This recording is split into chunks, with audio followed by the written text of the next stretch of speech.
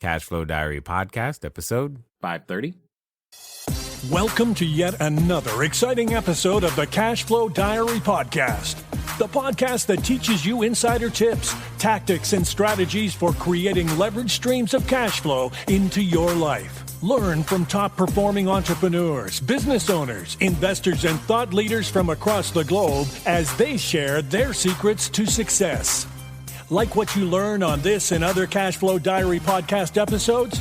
Go to learninvestingnow.com and sign up to receive powerful tips and information that will help you succeed as an entrepreneur and investor. Now, here's your host, investor, entrepreneur, business owner, educator, speaker, author, and master facilitator of Robert Kiyosaki's cash flow game, Jay Massey. All right, ladies and gentlemen, welcome to another episode of the Cashflow Diary Podcast. I'm your host, Jay Massey, and I'm glad that you are here today because when it comes down to it, you and I, we are full of ideas. We're entrepreneurs. That's what we do. We generate ideas which seem like they come from who knows where. But yet, I would be willing to bet that most of you listening right now, you have way more ideas than you actually do evidence of those ideas. What I mean by that is actually a company where they became something. See, there's this process of going from idea to implementation. And I have with me today a guest who's done that in the app space. And what's interesting is that going from idea to implementation is exactly what we're going to talk about. Because you know, like I know, you've had that idea, they should have an app for that. And you've had the thought. And what you've done is let that idea sit. So today, here's what I want you to do. I have with me none other than Geoff Cook. He's the co-founder and CEO of the Meek Group. And you may have heard of Podcoin as well. Now, here's the thing. We're going to talk a lot about many different things, but I want you to take the lessons because we're talking to a lifelong entrepreneur. And if you were looking to start an app today, I bet you what we're about to go through is exactly what you want to hear. So here's what I want you to do. I want you to take some notes, pay attention, and help me welcome Geoff Cook. Geoff, how you doing? Good. Thank you for having me. Yeah, I'm glad that you are here. I appreciate you taking the time. Now, this being the first time that you're here, I have to ask you the same question that I tend to ask everybody else the first time that they're here. You ready? Sure. All right. I tend to look at today's entrepreneurs a lot like yesterday's superheroes. You know, like Batman, Robin, Wonder Woman, etc. Because I think superheroes and entrepreneurs have a ton of things in common. For example, as an entrepreneur, occasionally I can envision myself flying around town using our products and services and saving our customers one sale at a time. And I'm probably wearing a cape at that moment. Also, though, like a superhero, an entrepreneur has a beginning. For example, if you think about Spider-Man, there was a time where he was just a kid, going to school, doing his thing, taking some photos, trying to make some extra money. And then one day he gets bit by a spider, discovers he's got a superhuman ability, and now he has to figure out what to do. Is he going to use his powers for good or for evil? So my question to you is as follows. Before, Podcoin, before the Meek Group, before all the acquisitions the Meek Group has gone through, before everything that people know you for today, what we want to know is, who is Geoff Cook? Yeah, wow, that's quite a question. So, I guess my story before entrepreneurship, I guess I started as an entrepreneur, as a sophomore in college. It really goes back quite some ways. And so I kind of view this as somewhat different question, like who is Geoff Cook? I think it's a collection of terms. I'd probably say father, husband, entrepreneur, friend. So I think entrepreneurship is clearly one facet, and it's been one that I've essentially been true to for some time. Before entrepreneurship, I kind of got into this because I didn't want to work for someone else. I was actually looking at getting a job in a library because I was a student and I needed to make some money. And so I didn't particularly want to, make a job at $6 or $8 an hour, whatever it was, kind of sitting in the library, and was kind of interested. The time was 1997. And so there was so much going on in the internet space, and said, well, what can I do? What would anybody pay me for? And that's how at least my story started. Prior to that, I hadn't had any entrepreneurship experience or really even any thoughts. It was really just I got to make some money. Should I work for someone or can I figure something else out? Totally understood. Totally understood. Now, you said something that I want to dig into for a quick second. You said you didn't want to work for someone else. And I think a number of people listening can relate to that desire, that compulsion, that feeling, whatever you want to call it. How did you discover that you didn't want to do that particular thing, i.e. work for someone else? Yeah, I think maybe even going back as far as high school, myself and authority sometimes butt heads. And, I think that I also tend to just have this view that, if you wanted to, if your point is to make money, and at some point, your intention is to make money. If you're simply selling out your time, then you can't really make that much money, right? So the way to build anything significant is for nonlinear growth, and your time scales linearly. So how can you make something? How can you create value when you're sleeping, essentially? And to do that, you essentially have to create a business, or that's kind of the best way to do that, in these times. And so that's, I don't think I had that big a viewpoint when I just decided to start editing some work on online. But I think I was more, I could make $6 to $8 an hour in a library, or I could make $30 or $40 an hour doing something myself. And there's some chance that I'll make zero because I'll have no customers. But it'll at least be fun and interesting to try. And I was kind of interested at the time in learning a little bit about the internet, which, is still pretty early in 97, setting up an e-commerce engine. So I thought, what, even if I just lose $600 to $1,000 setting all this stuff up, this will be an experience, and it'll probably be more interesting than anything I would otherwise do. And I could always get that job in the library. Yes, indeed. I've never heard anyone, though. You're unique in the fact that you're actually like pursuing a job or thinking about a job in the library. I'm like, that's just special in and of itself. But I have a question here. I love what you said about, what's the kind of the worst thing that could happen. I've often said that you get your first jobs or businesses you do those first deals for experience, and then later you get to profit from that experience. So you do your first deals for experience, not profit. And then later you get to profit from your experience, which is, I'm going to assume, is true for your case, because you're saying you didn't necessarily start where you are today. So it sounded like there was many iterations or maybe an evolution that you went through that took you from editing online to where you are today. Take us on that journey a little bit, if you will. Yeah, that's kind of an interesting story. So, my first business, and the one I run is essentially the second significant business. But the first business started in a dorm room at Harvard, and I basically started as, well, what can I do? And I thought, well, I can edit essays. I'm a good writer. Maybe I could even edit resumes. And so I basically learned enough about creating a web page and integrating an e-commerce engine to put this up online in 1997. And that, I think what I tend to be is I like to solve problems. Like what's the next problem I didn't really conceive of, but because I've solved these three problems, I now am presented with this fourth. And so that gets you things from like, okay, now that the thing's online, how do I get anybody to come to it?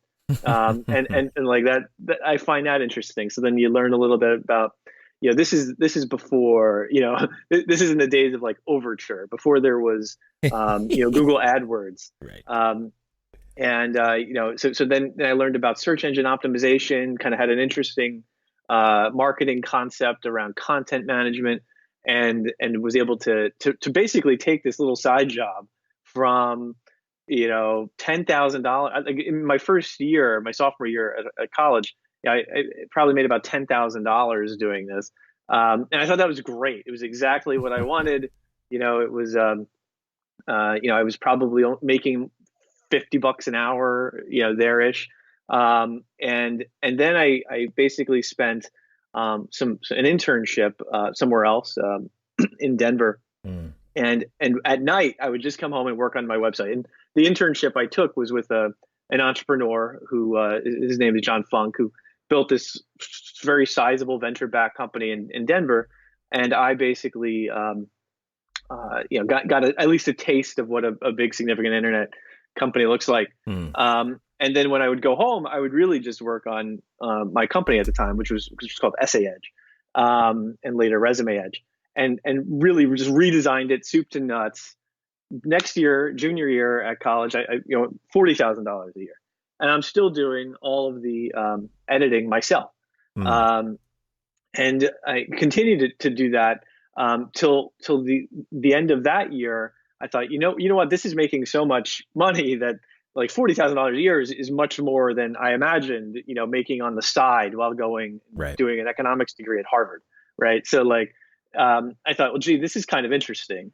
Let me take the summer and just work on it. So my now wife and I, but at the time my girlfriend, basically just holed up in a house in Palm Springs, California, because Palm Springs is cheap in the summer, and basically built out this website significantly better. I'd learned a lot, and at the same time built out like a way of hiring people to do the actual editing, and so that I was really the chief editor, the editor in chief, able to train them and identify them, and then ensure quality. So basically took it from basically being a one-man shop to something I could scale while having a much better website. And by that last year, it was pushing $300,000. My senior year, it was pushing like $300,000 a year in revenue, and had scaled it to 100 plus people actually completing the work. And I would go on to scale that to $5+ million a year in revenue in just a couple of years. But that was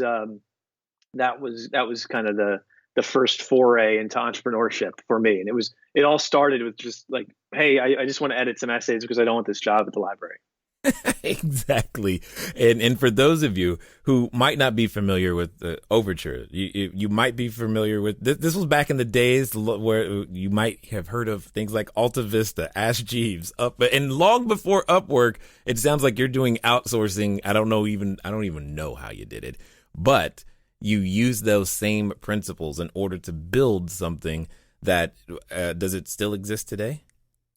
Yeah, as far as I know, I haven't gone to that website in a long time, but I think it does. The last maybe a year or two ago, I checked. I sold it to a company, and then left around 2004, and so, but I know it continues, and I think it continues to do well. That's awesome. That's awesome. Now, so you've achieved something that many are looking to do. Many love the idea of executing their first exit.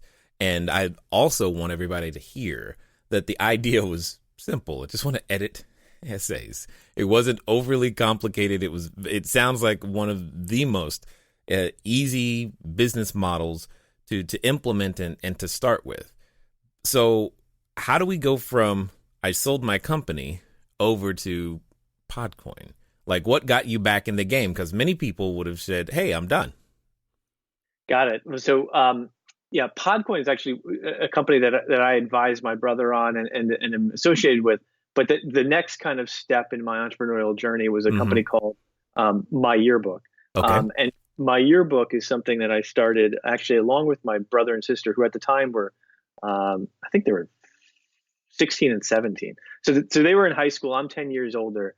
Okay. And we start in 2005 this social network called MyYearbook, and we launch it in just their high school, which was at Montgomery High School, Skillman, New Jersey, and we have this kind of interesting T-shirt strategy, like very, very guerrilla marketing, just like, hey, tell your friends about this, and giving away kind of interesting little things. And in the first week, we got about 300 or 400 students from Montgomery High School on it.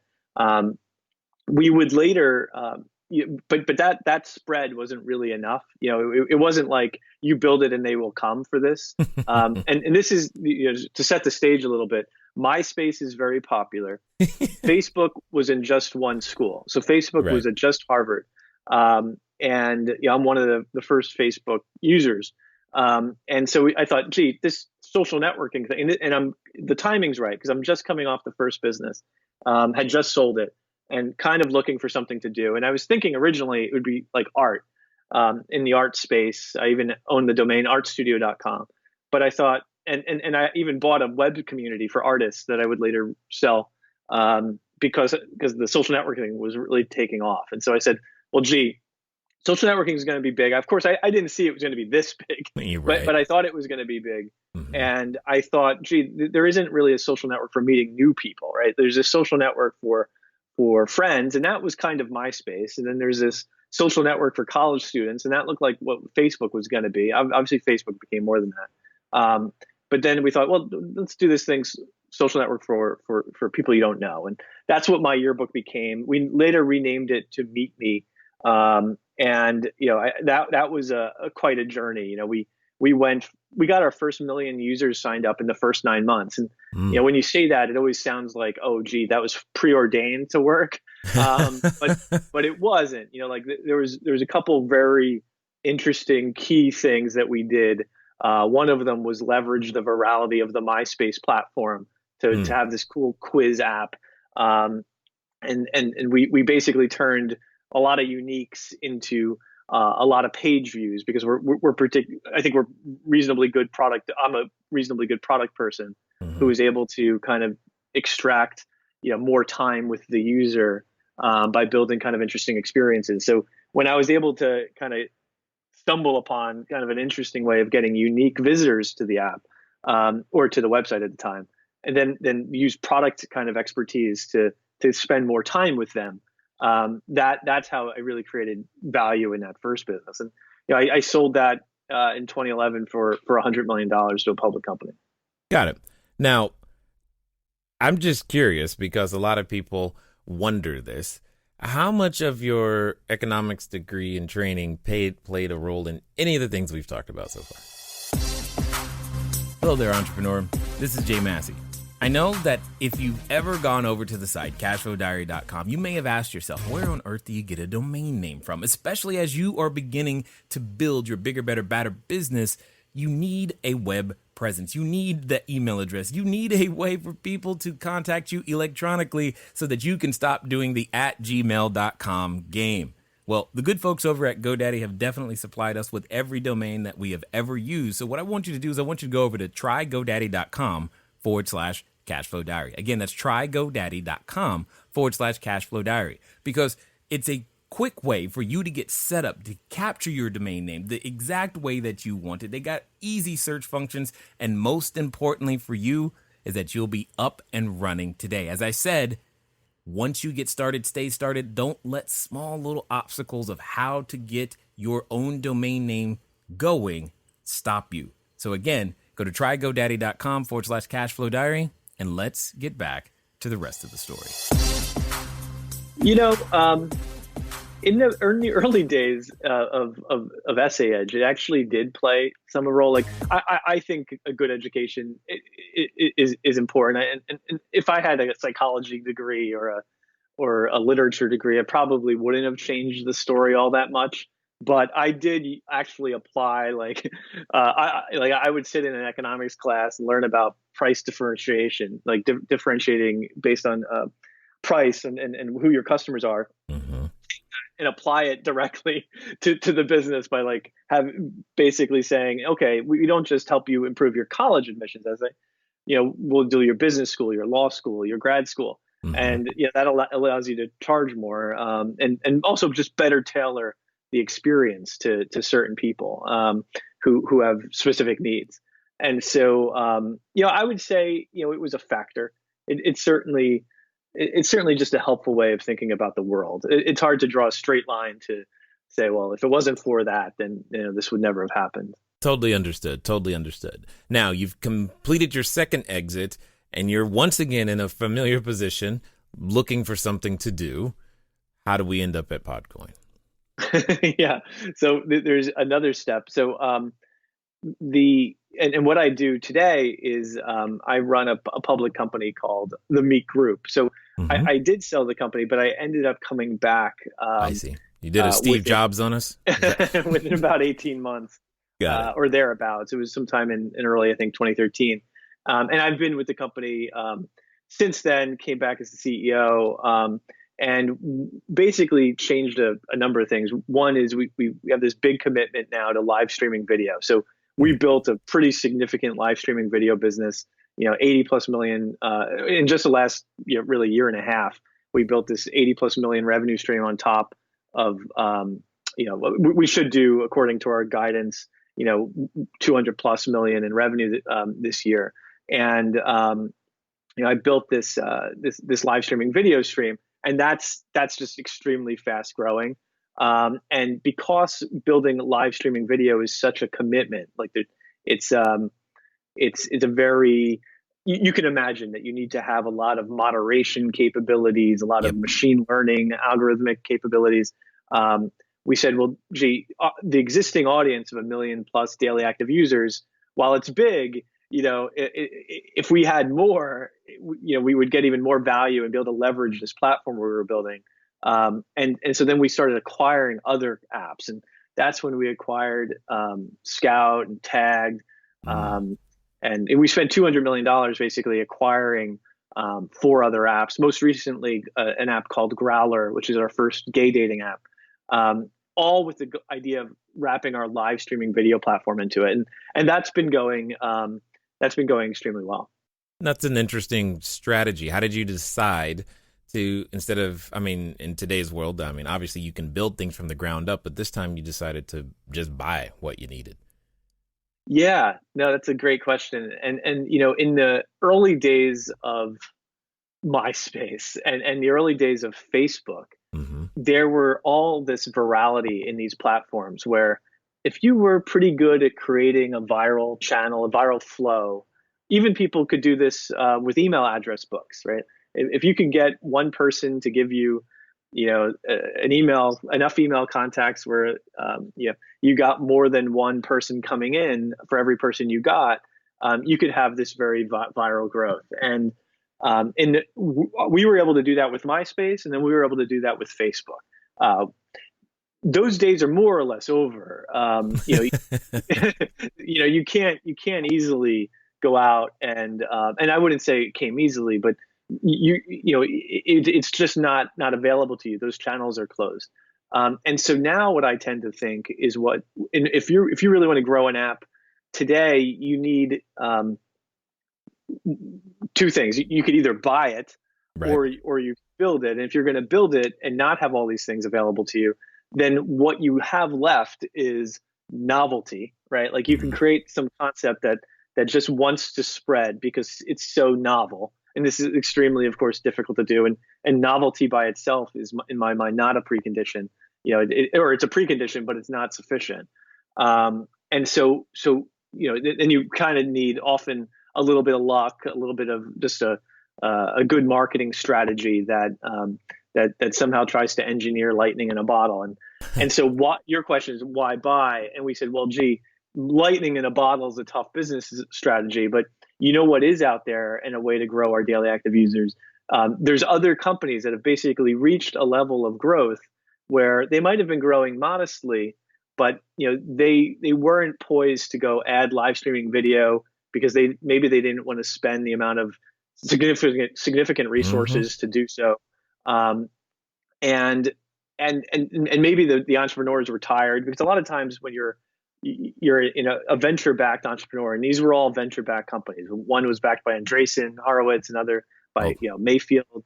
very significant venture-backed companies. I'm like, that's not bad backing right there. Right, but if you get to a point where you're no longer growing like a rocket ship, and you're starting to have to eke out EBITDA gains, profitability gains year over year, the entrepreneur is like, oh, maybe this is the right time to sell, and so we basically got this window where we were able to buy, and these entrepreneurs that built something significant were able to sell, and we were able to talk the same language on price, because often there's a mismatch there where maybe the private guy thinks his company's worth $1 billion, but you think it's only worth 50 million, right? And so right. You're not going to scale that chasm. But if you get to the right kind of macro conditions, and that was the opportunity we saw, that there were these interesting things that were venture backed, and that would probably take our exit, and it would still make sense for the public company. And so we started buying traffic that way, but only if we could plug our video solution into it, because that was really the value we were bringing. Like, buying something that's modest growing, and then suddenly activating, a revenue stream that's good for a 50% bump in revenue, right? That's a massive, improvement in the underlying business, and that's ultimately like how we think about these types of deals. Totally understood. And for everybody, I just want to make sure that you understand what really happened here is that you had a situation where it went from an investor who was seeking significant growth, who was okay, to one that was more open to growth and income. And striking at the right time seems to be very key for most entrepreneurs. So this brings up the following question. I know you recently did a presentation, I believe it was entitled The Future of Streaming, and you're organizing everything around streaming. Why? So I'm kind of curious. You must see something. Take us on this journey. You're making a lot of efforts around live streaming. What is it that we as entrepreneurs don't see that you're seeing that makes it such an important tool for the public to have, or for entrepreneurs to have? Sure. So, I've been running these social apps for some time, and what are people doing in these social apps? They're sending chats, and they're uploading photos, and maybe commenting on these photos. Mm-hmm. And I got to see firsthand that and that always felt kind of flat, right? Like when you're browsing, even if it's a very busy community and it has maybe even, 1 million people there every day, it feels flat. It's just a bunch of photos on a screen. But when we added video and we got to see these users live, if it went from becoming just like a notebook to feeling like, a nightclub, right? And so like it just became much more interesting. And so I think there's just something very visceral and real and just very interactive about live video. And I basically saw that as, in the very earliest days with Essay Edge, e-commerce, 1997, e-commerce was interesting, right? Ability to sell something online. Mm-hmm. In 2004, 2005, social networking, that was interesting. And like social networking, of course, is huge. Now, is live streaming as big? I don't know, but it strikes me as going to be very significant, and that a lot of the things that we consume in kind of a recorded or traditional television media today will have live streaming analogs. So, like HQ Media or HQ, the app HQ is a good example. Like this is almost like that's the trivia app where answer questions. Like that is at least an early kind of example of maybe like Jeopardy or kind of moving into a live streaming space. And so we think of like, well, what other types of interesting formats might you have? So I think we also ask ourselves, do we think there'll be more live streaming 2 or 3 years from now or less, right? And like, I think I would say I'm 100%. I normally don't use 100%. But like, right. There's not going to be less live streaming 2 or 3 years from now. There's going to be more, and the quality of the live streams are going to get better, and we're seeing that now. Like there'll be a dating game live streaming. There'll be the Gong Show, American Idol live streaming, right? Like there'll be a live streaming example of a lot of things you can think of, and a live streaming example of things you can't, because you can only do them in a live streaming format. And so I think video in general is going to be just take it more and more share. Yeah. And the subset of video that interests me, mostly because of the communities I have, is the live streaming. Got it. And I agree with you 100%. I mean, I remember watching HQ start and just see how fast it has grown.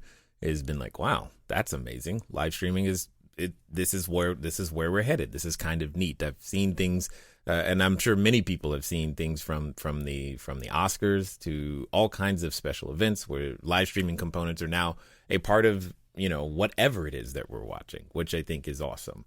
But we're talking a lot about video. Podcoin has not video, is it?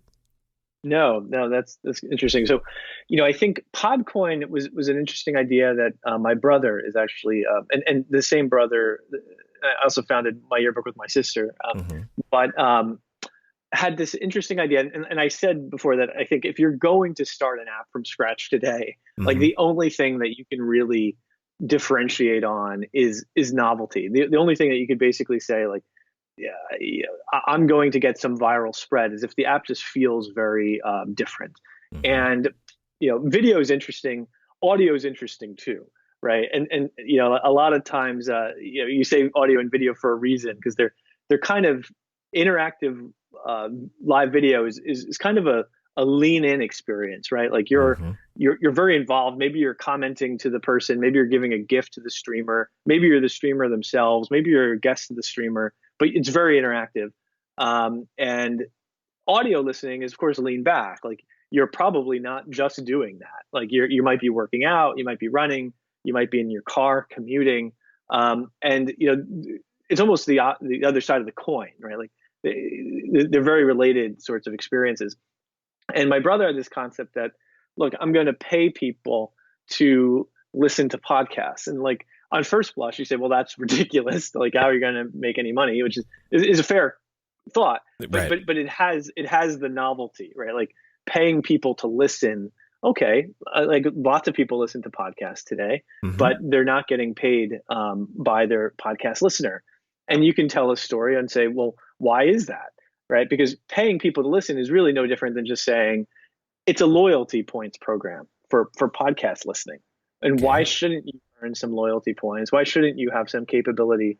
Why shouldn't you share in kind of a business's financial rewards if you're the user powering all those rewards, right? And I think we see it when out of Asian live streaming, like a lot of the live streaming models in Asia all rely upon a big tipping model where the viewers are giving gifts to the streamers, and the streamers are making a lot of revenue, in some cases millions of dollars, in this tipping model, and the streamer is basically sharing a piece of it with the network.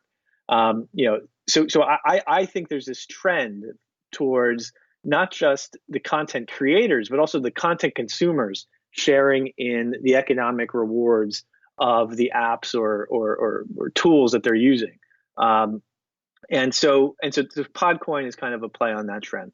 So, okay, I'm hearing you, but I'm not completely following the business model yet, because I'm like, all right, you're paying listeners to listen to podcasts that they can otherwise listen to for free on other platforms.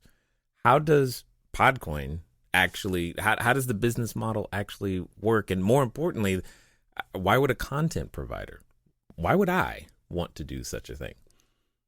Yeah. So interesting question. So I think it all goes back to the novelty. So like in the first example, or in the second business I started, MyYearbook, that was a social network, and we had no ads, no monetization for 2 years. And the thought was, we'll eventually figure that out. But the hardest problem is aggregation of audience. It's not how do you monetize a large audience. That's actually a solved problem for the most part. If you have a big audience, you're going to monetize it. It's how do you get one? And so Podcoin is a very new concept. It's only a few months old. it doesn't monetize today. But if the question is, well, how would it monetize in the future? I mean, if you have a significant audience and you can direct people to certain podcasts and not to others by simply varying the rate of that you earn loyalty points at, you can create discovery of podcasts that would otherwise never go discovered. And podcasters may well, in the future, be willing to pay for some promotion. I don't know, 10 cents per listening hour, 5 cents per listening hour. I don't know what the right number is. But that's kind of that's kind of where it could go. Got it. So the content producer who's looking to gain their audience, you're giving them a direct way to kind of do that by incentivizing the listener with various techniques, with the loyalty points. Is that how I'm hearing it? Okay. That's exactly right. And the trick is, like, can you get 100,000 plus DAU listening, or because if you can't do something like that, then it's probably not that big an idea. So I think I tend to say, well, look, the monetization can wait. As long as you know what isn't waiting, and what isn't waiting, it has to be, I'm trying to grow the retention, I'm trying to grow the top of the funnel, right? I'm trying to prove that this is an audience that's going to stick around, and then you can try various different ways of monetizing that audience. But I think it is good to know kind of where it could go. But it's also true that sometimes you're surprised. Like I would never have built the MeetMe audience up to 1 million users and said, well, how we're going to monetize this the best? Through live streaming video, because it didn't exist, when we built it. So some of it is, just as faith that, like, if you have a sense for what media monetizes at per hour of consumption, then if you stay within some relative bounds, then you can just have some faith that you'll be able to figure out a way to monetize media at a similar rate in the future. So take us on this journey, if you will. You've gone through many iterations of either yourself or working with other people who have taken their idea, have gone from idea to actual implementation. A lot of entrepreneurs listening are stuck at the idea part. How do they actually bring forth something into being? Because you clearly have done so a number of times.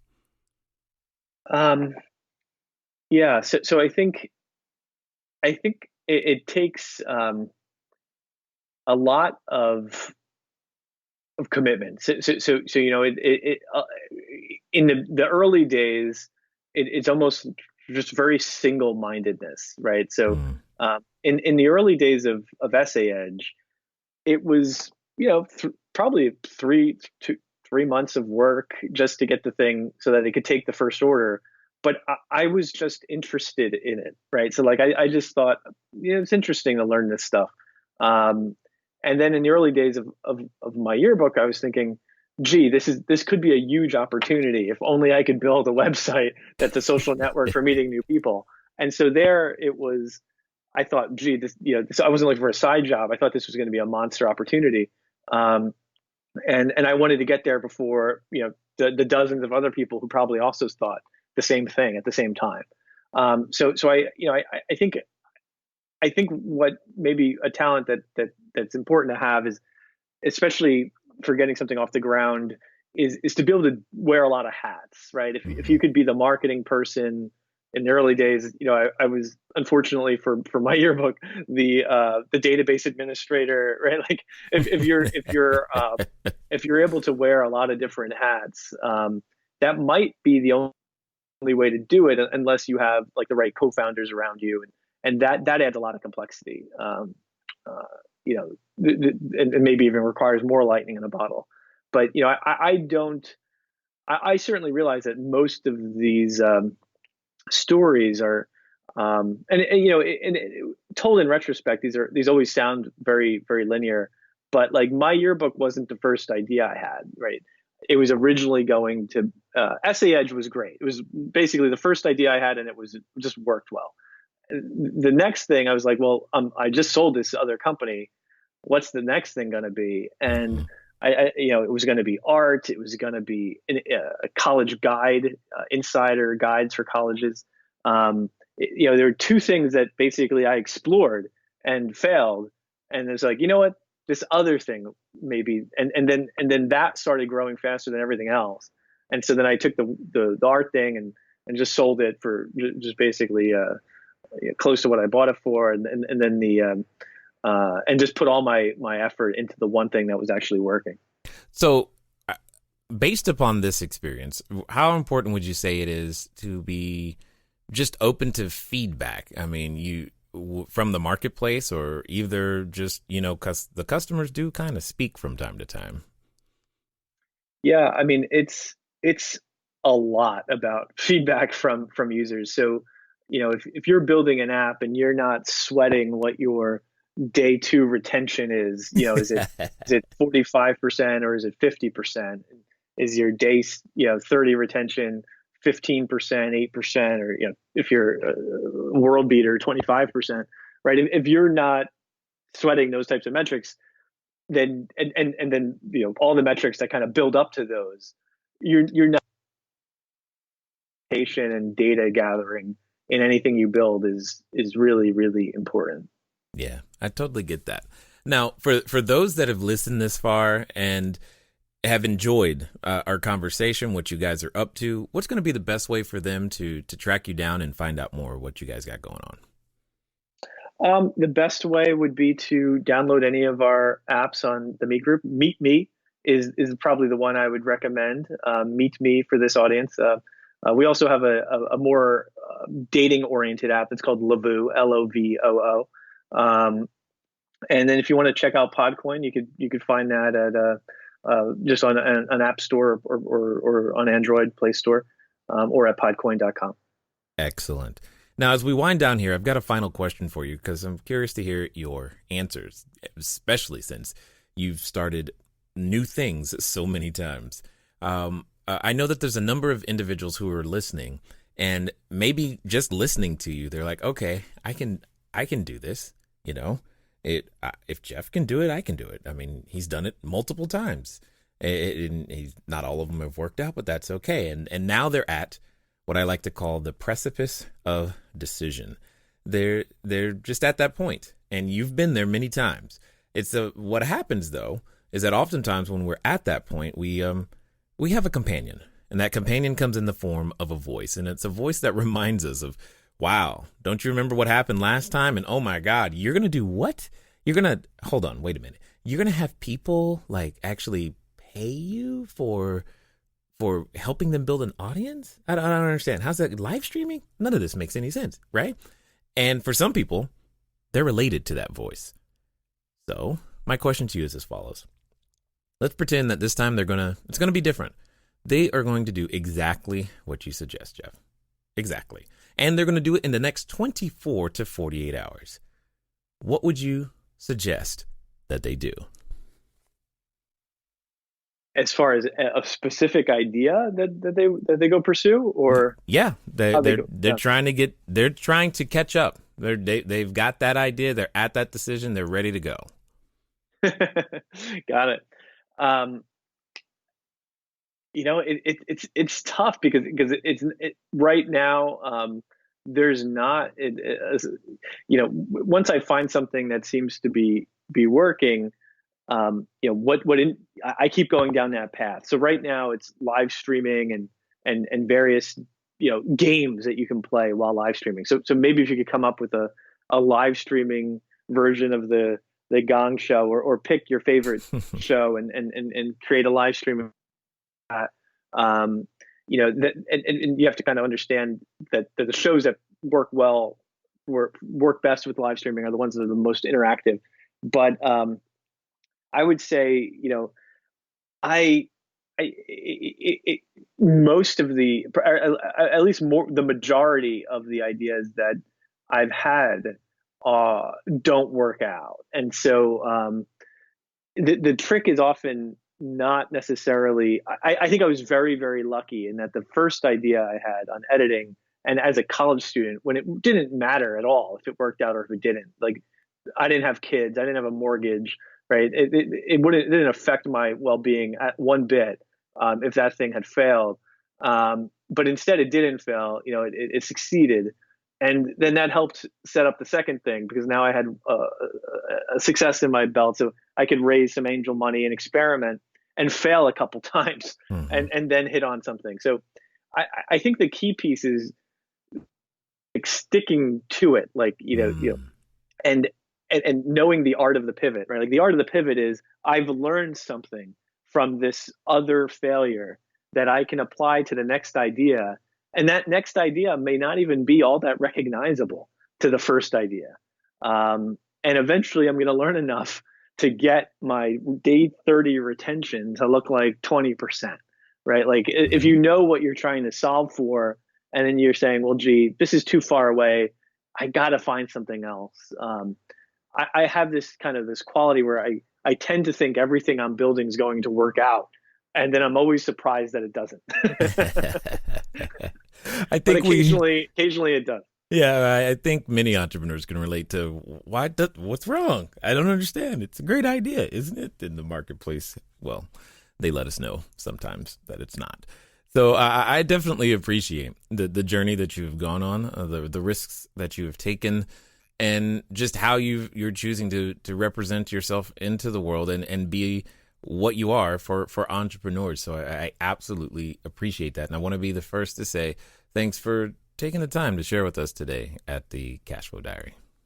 Thank you.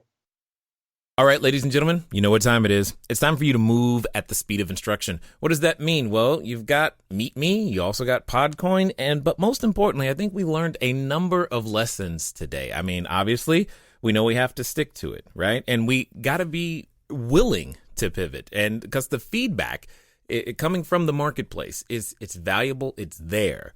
But also know that even if you're working in a library right now, you too got a shot. Ladies and gentlemen, it's been fun talking to you guys today. I look forward to talking to you soon. Until next time.